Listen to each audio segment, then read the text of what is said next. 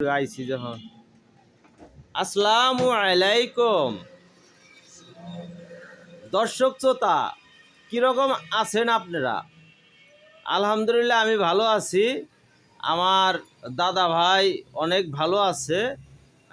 তাকে আমরা এই বয়েল মিলের সামনে বয়োজ্যেষ্ঠ মুরব্বী, সে আগে ঘোড়ার গাড়ি বাইতো বিদায়ী, তাকে মাঝে মাঝে দাদা ভাই তো এই কারণে ঘুরিয়ালাও বলি।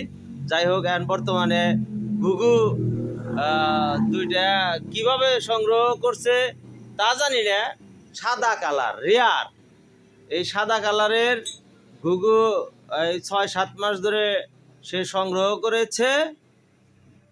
যাই হোক, এই যে টুকটুকে দুটো বাচ্চা, টুকটুকে দুটো বাচ্চা ফুটেছে।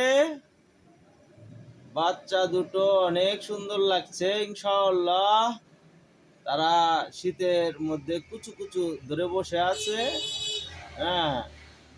ছানা দুটো, ঘুঘুর ছানা দুটো মিটমিট করে হাসতেছে। খাঁচার ভিতরে তারা এখানে বসবাস করেই বাচ্চা দিয়েছে। আল্লাহ কি না করতে পারেন, আল্লাহ মহান। তার এই একটু আমি বললাম।